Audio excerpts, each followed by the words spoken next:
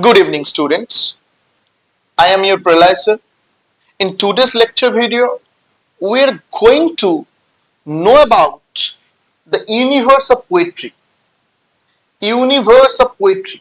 You may wondering that why sir has taken such title, Universe of Poetry. We will know. Wait. Let's go to the next slide. Here. Wait. In the section of CVT PG English, in the syllabus of the CVT PG English, you will see there are different literary terms, there are literary genre. So, to know the different literary genre means what? A type, a style, a type, simply a type, a style. So, what are the different type of literary genre?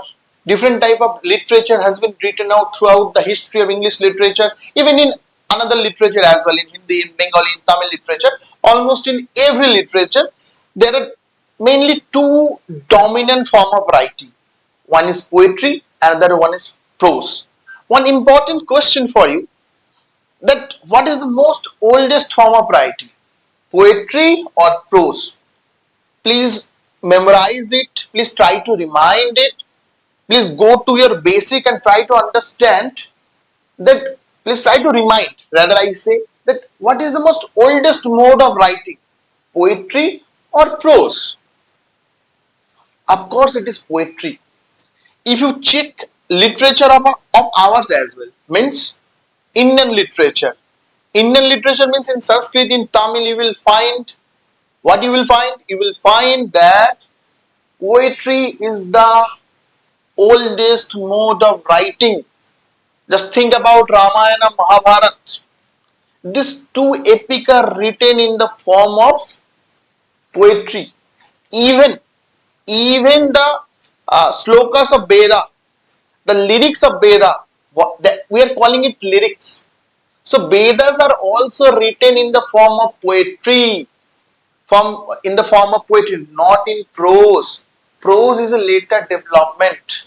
Poetry is the oldest development. Now the question is, what is poetry? What is poetry? Or what is poem? Both are same or different? What is poetry or what is poem? Both are same or different? Although we use poem or poetry interchangeably, like synonyms to each other, but poem is different to poetry. Poetry is an art form. Art form means it is a like a different color. इसको different color बोला जा सकता है. जैसे painting is a color, film is a color. The same way poetry is a color. It is an art form. In the poetry art form, poem is just a singular piece. Just think, there is a whole universe of painting, and in the painting there is one type of portrait is one type of painting, natural landscape is one type of painting. So in the same way, poetry is an art form, and poem lies in poetry. So poetry means poetry is an art form, poetry is a creative process where a poet expresses emotion, feelings with a special language, and this special language becomes special. How it becomes special? It becomes special by adding certain features like literary devices, simile, metaphor, images, symbols. These make the language of the poetry special. Even itself literature becomes special after adding these literary devices. So poem means a singular piece, a piece of art is called poem. Or whether poetry encompassed a large broad area.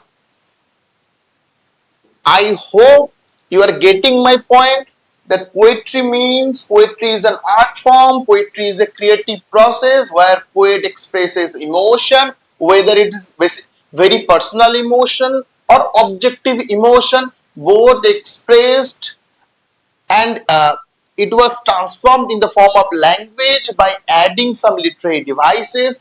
That makes poetry special, that makes poetry as a very interesting art form, or in the poet and poem is just a singular piece of creation in the section of poetry. Okay, so poetry, we already knowing the what is poetry. Then prose, what is prose? Prose is another form of writing where we can use a figure of speech, where we can use simply uh, different other literary devices, but it is not rhythmic, not any stanza structure like rhyme scheme, rhythmic. Prose is not rhythmic. Prose is not rhyme follows any rhyme structure usually, but exception is everywhere. Exception is everywhere. Why I'm saying? Because there is some lyrical prose also available in the history, in the writing. Lyrical prose, although it is prose, but lyrical in nature, means it's harmonious, melodious to read, to listen. Some prose are written by some authors in English literature. I am not mentioning their names right now. Whatever. So even fictional or imitative. What is fictional? What is imitative? Imitative, this very word first time used by Aristotle. Aristotle used the for the first time in criticism that poetry is imitative. We never say poetry is fictional. We apply this for prosaic writing like short story, novel, this form of writing. But in the case of drama, in the case of play or in the case of poetry, poetry and drama is both imitative in nature, both mimetic in nature. Imitative means it's just a representation, not a reality. It's just a representation, not a reality. Fictional also have the same quality, similar quality, but we use two different terminology, two different words for these two kind of writing. Imitative is poetry, prose is can be fictional and non-fictional as well. Non-fictional prose means essay. Please do remind the essay of Francis Bacon. Of study, of travel. Those are not fictional. Those are very scientific in nature. But on the other hand, we have essay of, just remember the essay of Charles Lamb. Those are fictional. Essay is a non-fictional writing. Fictional is novel, short story. So the focus of this class is not of non-fictional, not regarding the non-fiction or fiction. Rather, it is all about poetry or poem. So let's go to the next slide. Hopefully, you have understand the whole thing, especially what is poetry, what is prose. If not, then I am reminding again that poetry is an art form at first. Secondly, poetry is a creative process where poet expresses his or her emotion, feelings, and those expression and feelings transformed in the form of language, and those language are embellished with figures, literary devices, figures of speech, and it is rhythmic, follows a sound pattern. On the other hand, prose usually not follows any rhyme scheme. It is not rhythmic. It has not any particular stanza structure. So now let's go to the next section. So what is poem, what is poetry, I have already defined. But there is two type of poetry as per its speaker. A poet, in poetry there is always a speaker. If you have written notes or written in the examination in your semester, that in the case of poetry always use the speaker has said, the speaker expresses his emotion. So as per the speaker, on the basis of speaker, there is two type of poetry. One is objective, another one is subjective. What is objective poetry? Ramayana is an example of objective poetry. Why it is an objective poetry? Who wrote Ramayana? Who wrote Mahabharata? Without knowing the author's background, without knowing the name of author, we can learn, we can easily interpret Ramayana. There is no personal element in Ramayana that we need for explanation, because the The poet or the speaker not used his very personal feelings like Wordsworth, like Keats, like Shelley. So in that case, epic and ballad, these are two kind of poem, two kind of poetic creation which are objective in nature. On the other hand, subjective poetry is lyric, sonnet, Shakespeare sonnet is personal. Why? Remember, you have read already in the first semester, if you are a student of BHU, he expressed his Shakespeare expressed his personal feelings for his friend, for his beloved, for his dark lady in the form of sonnet. So it is very personal. On the other hand, ode, Shelley expressed his feelings, emotion in the form of ode, in Ode to West Wind, in in Ode to the West Wind, dramatic monologue, Robert Browning, Lord Alfred Tennyson, they all have written dramatic monologue. These are form of subjective poetry where the speaker's personal role plays a pivotal role here. The speaker's personal data, personal feelings plays a key role here. That's why it is subjective poetry. The speaker means the poet, and the object in the objective poetry there is no pivotal role of the speaker or the poet in the poem. Please remember, the best example of the objective poetry is Ramayana, Mahabharata. For Indians, we must remember that it is an objective poetry. So now in the section of objective poetry, epic and ballad are two type of poem, two type of poetry, and this in the last year, in the I think CVT PG 2023, there is a question from ballad on the basis of its features. So we in the next slide we will know what is ballad. What is ballad? So yeah, ballad. Ballad is a narrative poem. Now you can ask, what is a narrative poem? Narrative poem means it is a poem which tells a story. Narration means telling a story. So ballad deals with a story, and the story is being narrated by a speaker. Narrated by a speaker. It is dramatic in nature. That means ballad poetry is performative. इसको perform किया जाता है, इसको perform कर करके बोला जाता है. परफॉर्म मतलब जहां पर डायलॉग होगा, all the dramatic elements will be there. Dialogue होगा, एक्शन होगा. जो स्पीकर है, जो परफॉर्म करते हुए अपना जगह स्थान परिवर्तन करते हुए बोलते हैं. The best example of ballad जो परफॉर्म करते हैं, who are those are I can say sadhu, sannyasi. In Bengal we have Lalan Fakir, sons. They perform. Even in ancient days we can call Charan Kabi, minstrel. Minstrels are the very first generation of the ballad performers, also known as troubadours. Whatever, this is the most easiest, I think, alternative name for the ballad performer, that is minstrel. minstrel. They used to be the performers of ballad. They used to perform where? राज दरबार में गाते थे, घूम घूम के गाते थे. क्या गाते थे? जो गाना का तरीका है, this is what we call dramatic elements. These are the features of the ballad. The first is narrative. It tells a story, and the story is actually narrated in the form of drama, in the form of action, in the form of dialogue delivery.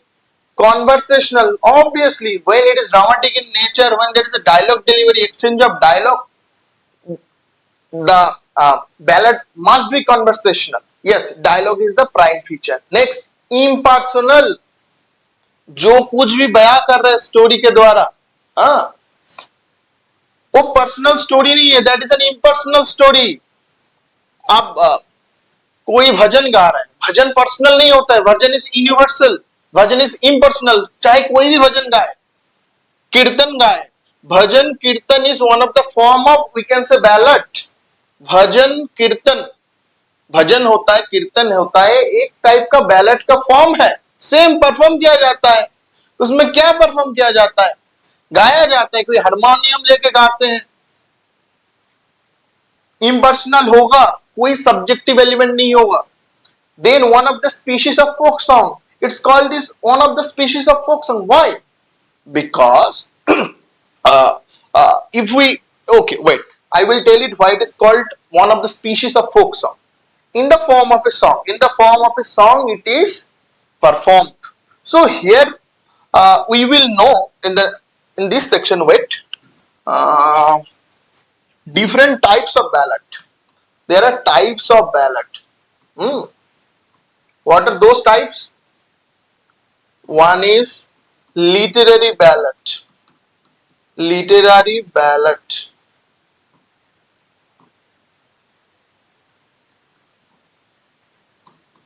Second one is traditional ballad. Sorry, literary ballad और traditional ballad एक ही है। Literary ballad और traditional ballad एक ही है। Second one is folk ballad. यही folk ballad में भजन कीर्तन आ जाता है। और लिटरेरी बैलेंस और भजन कीर्तन का जो सदियों से चला आ रहा है, वो कैसे हम तक पहुंचा? Generation to generation it was transmitted orally, that's why it is called species of folk song. Think about folk literature, folk song, folk culture. What is folk literature? Literature which is not written और documented, the literature which is pass through generation only by transmitting orally. मुंह से बोल बोल के पास किया जाता है। हम लोगों का जो कल्चर है that is very overall in nature, हम लोग सीख जाते हैं, माता पिता हम लोग को संस्कार देते हैं, वही kind of you can say folk culture, संस्कार देना है इस kind of folk culture. Maithili culture में शादी ब्याह के टाइम गाना गाया जाता है। हाँ, जो गाना गाया जाता है उसका सृष्टा कौन है, कंपोजर कौन है, किसको पता है? नहीं। All the we are singing the song, we believe that those songs are composed on the very occasion of the wedding of Shri Ramchandra and Sita माता।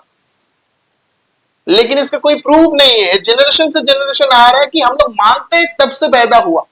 लेकिन इस सॉन्ग का रचना तब हुआ, कंपोजिंग तब हुआ, लेकिन उसके बाद भी हम लोग तक कैसे पहुंचा? रिटन डॉक्यूमेंटेड नहीं है, कोई रट के बैठा नहीं हुआ है। इस शादी ब्याह में गाते गाते ढोलक लेके पास हो रहा है, that's why it is called folk song. तो मिथिलांचल के शादी ब्याह वाले गाना जो है, जो गाया जाता है, वो that is also one type of ballad, that is also folk ballad. That's why I have said bhajan kirtan as well as almost every type of folk song is kind of we can say ballad if it is written in the form of poetry and if it is performed. Always do remember, ballad is always performative in nature. If ballad is not performative, then it is never be going to be a ballad.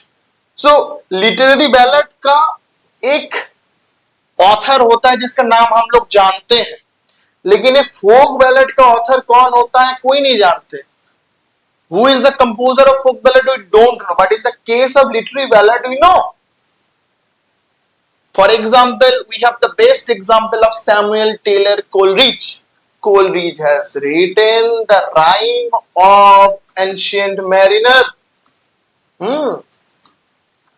It is a story of a mariner. Mariner means nowadays you can think of a navy man. A navy man can be called a mariner. MARINER. एक mariner का जीवन का वर्णन हो रहा है, और एक किसका पार्ट था? पब्लिश हुआ था लिरिकल बैलेड्स के साथ, जो जॉइंटली पब्लिश किया गया था वर्ड्सवर्थ एंड कोलरिज के द्वारा। यहाँ पे एक प्राचीन एंशिएंट मैरिनर का राइम है। तो लिटरेरी बैलेड का ऑथर हम लोगों को पता होता है, पोएट हम लोगों को पता होता है, लेकिन in the case of folk ballad we don't know who is the real author. It is transmitted through orally, generation to generation. Hopefully you are getting my point. You are getting the whole idea regarding ballot. One more time, I am going to give you serially the basic features of ballad. It is narrative in nature. Narrative means telling a story, but how to tell? In dramatic way, through performance. When it is dramatic, there is the exchange of dialogue. Dialogue delivery is also part. So it is conversational in nature. Dialogue is okay. Now impersonal, जो perform कर रहा है उसके साथ personal कोई लेना देना नहीं है. One of the species of folk song because of folk ballad, and it is performed in the form of song. So when ballad was very much famous in the course of history of English literature, it was very famous in the time of medieval literature in the 13th century, in the 14th century, in the 14th century England, in the 13th century England, it was very famous. Other than this literary ballad and folk ballad, there are some other type of ballad also available. What are those? Those are heroic ballad. Heroic ballad. Heroic ballad, a story centered around a hero. You can think of Sri Ramchandra is a hero, heroic ballad, as well as you can think of historical ballad, almost same, a ballad which talks about historical ballad. Wait, historical ballad, a ballad or a story based on past, based on history. So if I am going to perform a ballad, if that is related to Sri Ramchandra, that means that at first that is a heroic ballad, then it will come under the section of historical ballad as well as folk ballad. Although Ramayana is a written document, but we can consider it is a part of folk ballad. Why? Ramlila, very famous folk theatre of Uttar Pradesh, North India. So if Ramlila comes under the section of folk theatre, then ballad regarding Sri Ramchandra can be part of folk ballad. Okay, so almost we have done with ballad. Now let's take some questions for practice to know how much we have learned from here, what we are getting from here. Just wait. Yes, import. Yes, ballot. It is a part of taste series. There are total 45 questions almost, but we are going to take only 4 or 5. So, what is the typical structure of a ballad? What is the typical structure of a ballad?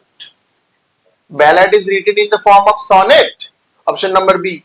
Quatrains with alternating lines of tetrameter and trimeter. Free verse, haiku. What is the structure of ballad? So ballad is actually written in quatrain. Quatrain means what? I am writing here. Wait. Quatrain means what? Yeah. Quatrain is a stanza structure, stanza style, you can say. So in this stanza style, there are quatrain consists of 4 lines. And these lines are written in tetrameter and trimeter. Tetrameter and trimeter means what? There are 6 or 8 footies available. Okay. What is the usual rhyme scheme of a ballad? AB, AB. Which of the following is a key feature of the language used in a ballad? Complex and abstract vocabulary, simple and direct language, scientific and technical terms, symbolic and metaphorical language. Always do remember, ballad is written in simple and direct language, in direct speech. Simple. The language of the ballad must be simple and direct. नहीं तो सोचिए, अगर आप complex language में बताएंगे, घुमा फिरा के बताएंगे, डायरेक्ट ना बता के, तो जो परफॉर्म हो रहा है आम जनता कैसे समझेंगे? Because ballad is always performed for some normal audience, for usual audience, for common people, for mass. Okay. And also, just wait, we have some more questions. Yes. Which of the following is a characteristic of a folk ballad? Just few minutes back I have said. Written by a specific author? No. Folk ballad is not written by a specific author. We don't know the author of the folk ballad. That is the prime feature of the folk ballad. Passed down easily orally through generation. Yes. Folk ballad, folk tradition is always passed down through orally, generation to generation. Focuses on personal reflection. No, I have said it is objective poetry. That means there is no personal reflection in the ballad. Objective means no personal reflection. So primarily philosophical in nature. No. Primarily philosophically, it is not relevant option. Rather, option number B, one of the feature of the characteristics of folk ballad is passed down orally through generations. Now, question number 2. A literary ballad is typically written by an anonymous author. No, an anonymous author is feature of folk ballad. A known poet with specific literary style. True. That's why it is a literary ballad. A folk community, no, folk community deals with folk ballad, a group of storytellers. And not relevant option is option number D. So, option number 2, the answer of the question number 2 is a known poet with a specific literary style. So, you can now think what kind of question they can ask. So, you have to practice these questions one by one. You have to done. We have many questions here, almost 50 to 70 questions just from ballad. So join our paid course to solve all of these questions. Hopefully meeting you very soon in the next video. Okay, that's all for today. And if you have any confusion, any doubt, you can ask in the comment.